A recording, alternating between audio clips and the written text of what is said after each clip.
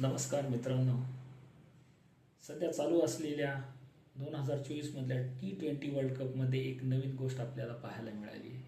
ती म्हणजे stop clock rule.